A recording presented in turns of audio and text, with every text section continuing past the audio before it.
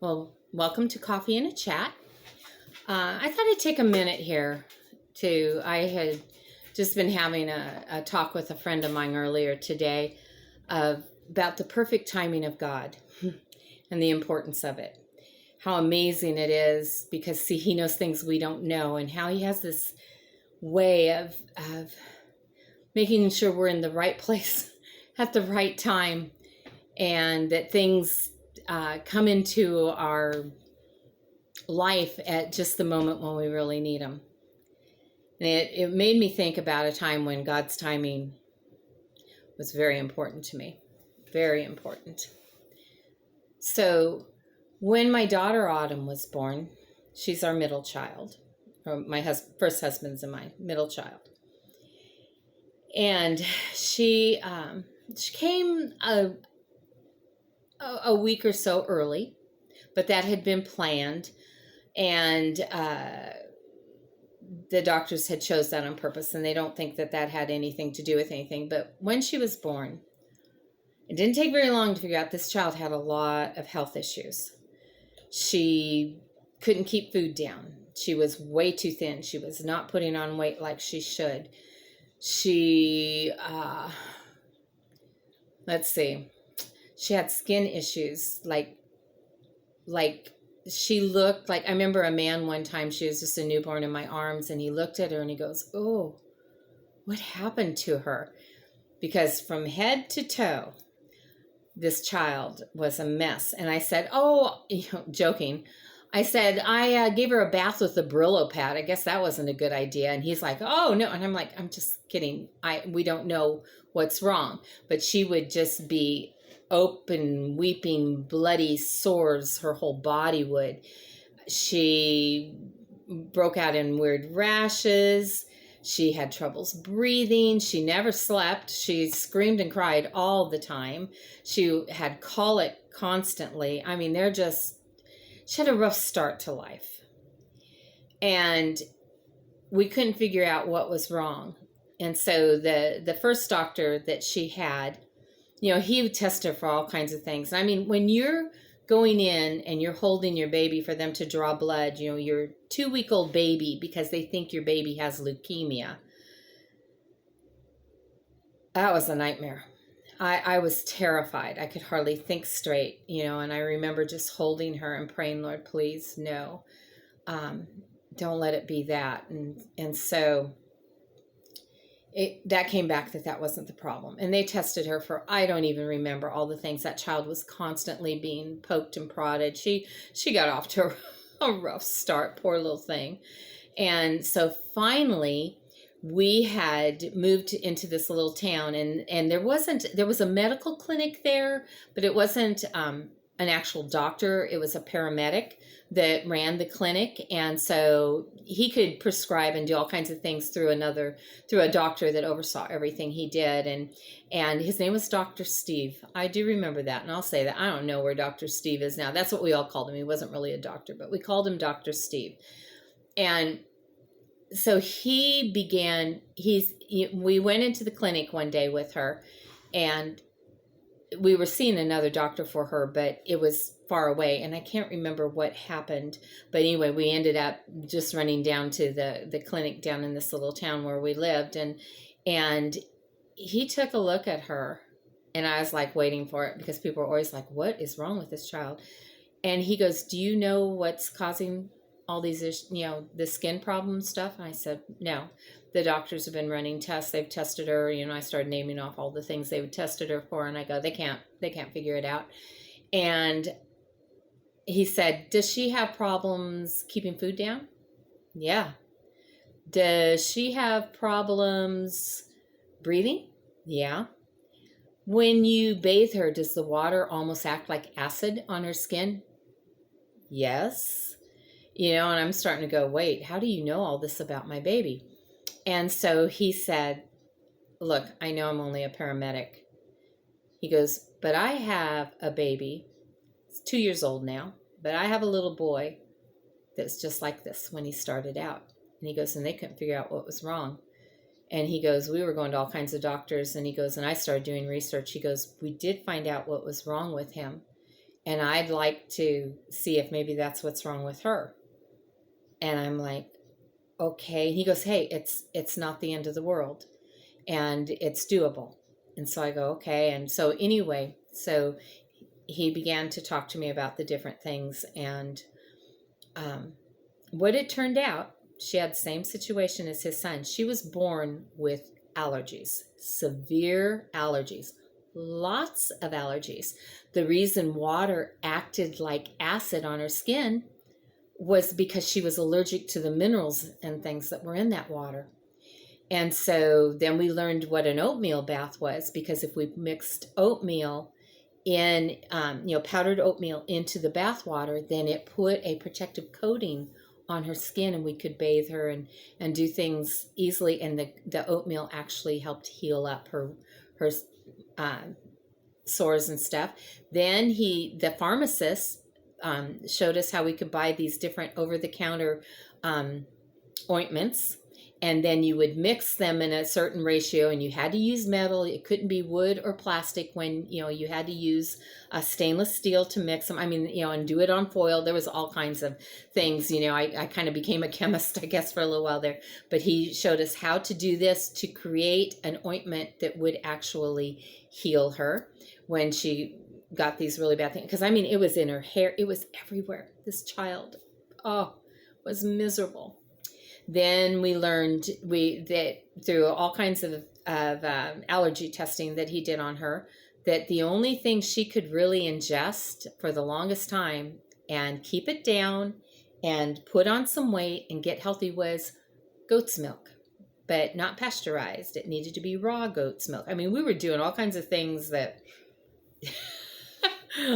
I'm sure the FDA wouldn't approve of. But we there was a farmer, because we lived in this little rural town, and there was a farmer that sold me raw goat's milk, and that saved her life. The colic went away. She was able to gain weight. And again, I'm not telling you to do this if this is your kid, not at all, because trust me, we went through a lot of tests and things before we did any of this to make sure that we found the right things that were going to work for her. But all these things started working out, and we were able to actually start getting her healthy. And she was she was still underweight, but at least she didn't look like a skeleton or a spider monkey. That's what I used to think she looked like. She was so skinny, like she was a little spider monkey. And so anyway, about that time, my husband's job changed, and we ended up moving to another state. And so we hadn't been there very long, still waiting to get established with doctors. You know how that is. It wasn't as bad back then as it is now, but it was still bad. And this was a big city that we moved to. And we had more difficulty trying to get into doctors there than we did in the little country town. So anyway, we hadn't been there long enough to have established a doctor yet, because I think we had to wait 2 months before I could get her into a doctor there and make sure her care was going to be okay. But I wasn't too worried about it, because we had things figured out, and she was doing pretty good. And so we had a church where we knew some people already there, so we had started going to this church, and so I didn't usually put my children in nurseries. I just didn't. I always kept my kids with me in church, and they were pretty well behaved and quiet. And if they got fussy, I took them out, back. I don't know if people even care about that anymore, but I know it used to be in the old days, if your child made any kind of a sound, everybody turned around and look at you. Oh man, get that kid out of here and put him in the nursery. But I didn't like leaving my kids in nurseries. I hadn't been raised, very seldom was I in a nursery. Our parents just brought us up learning how to behave ourselves in church. So on this particular Sunday, I think my husband and I were singing special music or something, but there was something going on where we were involved in the service. And so I had gone ahead and put her in the nursery, because I didn't know anybody good enough to say, hey, will you hold my child or whatever, and so I kind of they kind of were like steering me that way anyway. And so so she was in the nursery. And so when church was over, there was a big church picnic that was going on afterwards, or a big church potluck in the park thing. And so everybody was getting ready to go to that. And somebody came running up to me and said, we need you in the nursery and we need you there now. And so I'm like going, oh no, my baby, and she was just a year old. She still wasn't walking. She was she was a little delayed in those things because she was too sick to develop in the beginning like other children were. And so she was a little behind. And so she was still a baby in arms. I mean, she wasn't even crawling yet. And so I went to the nursery and they're like, she got sick and she threw up all over everything. And shortly after she got here, and she's just been not looking good. And we don't think she's breathing very good and all. And I looked at her and I'm like, I think my child's having an allergic reaction. Well, what it turned out to be was either perfume or hairspray. And it had actually burnt her lungs when she breathed it because she was allergic to it. And we found that out later. But anyway, I'm like going, okay. And so I went and got my husband. I said, I think we need to go home right now. She's not looking good. And, I want to get her home and see if I can get her the light as we go. See if it's just one of those things we deal with. No big deal. Anyway, I was like, I wanted to see if I can, get her more comfortable or whatever, make sure she's okay. And I didn't really know yet that we were in danger, like serious danger. And so we went home, and when we got home, my mom and dad lived in the same city. And I just, I kind of needed my mom. I just wasn't too sure. And so I called my mom up and I said, Autumn's not doing good. Here's what happened. She was in the nursery and all. And I don't know. Would you come over and take a look at her? And my mom was right there. No problem. She knows about problems with babies. So she came in and she's going, I don't think she looks good. Well, in the meantime, my husband and our other daughter, Amber, who was 2 years older than Autumn, I sent them on. I go, just go to the potluck. I'm sure everything will be fine, but I'm not taking Autumn out. And my mom was like, I don't think she's okay. I think we should go to the emergency room and get her checked. And I'm like, do you really think so? And she's like, yes.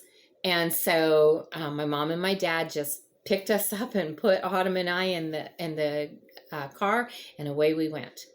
And so we got to the emergency room, and when we were walking, and I noticed that she looked like she was starting to swell up, and her ears were bright red and getting huge, and her face was bright red and getting huge. And I'm like going, does she look right? And the nurse that was checking people in, she took one look at her and she said, okay, she said to my mom, you sit here and you fill out as much paperwork as you can, and then I'll take you back to them.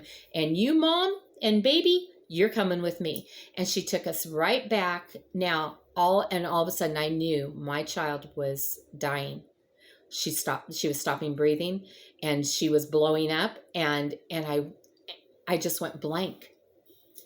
They asked me her name. I had no idea what her name was. I didn't know what my name was. I don't know if you've ever been in that kind of a panic before, but I couldn't think straight. And they said, do you know how much she weighs? And I could tell them to the ounce what she weighed. That was the only thing I knew. And next thing I know, they're injecting her with adrenaline. See, she was going into anaphylactic shock, which is a deadly allergic reaction. And so the adrenaline was to pull all this stuff out, and it saved her life. And so I began to hold her, and I could feel the swelling going down, and they brought my mom back there, and it felt like hours, but it was just minutes. And the doctor said, he explained to me that she was in anaphylactic shock, and the nurse recognized it when we came in, and they knew they needed to get her adrenaline. He goes, be thankful, because he goes, adrenaline's tricky. You can't give too much. You can't give too little. That can be deadly too. But he goes, you knew what your baby weighed. He goes, that's the only information you could give us, but it was exactly what we needed to know. And he said, I think we were just seconds away from losing her. And so they had us stay for about an hour while they observed her and made sure everything was going to be okay. And they kept checking her lungs and everything. And that's when they go, her lungs were burnt. Does she have allergies? I'm like, to everything, everything. Even to this day, I believe she still has, if she goes out barefoot in grass, she'll break out up her legs, all the way up her legs, because she's allergic to grass. She's allergic, she was allergic to almost all foods for many years. Eventually she outgrew some of the allergies and she did get better, but it's still scary. And as an adult, she went into anaphylactic shock. So it's one of those things. Before I had her, I know I used to think that allergies, as a kid, if another kid had allergies, I thought, they're just not tough. It's no big deal, a little sniffle or whatever.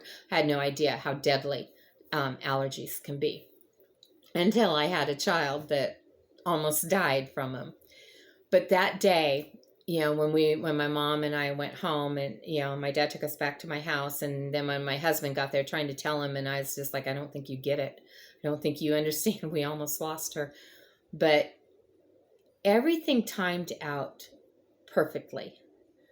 We got to the hospital just in time. There was no line or people waiting, which is pretty unheard of in a big city. The nurse knew what was going on, took us back immediately, and was ready to, had the doctor ready to inject the adrenaline, but they needed to know her body weight. And I didn't know anything except I knew that. So that day, I told my mom, my baby wasn't supposed to die today, because God did everything that needed to be done to save her. Everything to the most minute little thing. What we needed was where we needed it, when we needed it, and how we needed it. And it saved her life. And she was fine after that. And she never, ever, ever went back to the nursery.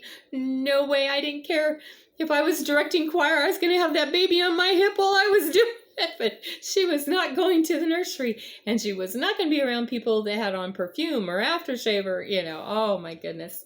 It was quite a journey with her growing up and trying to keep her safe.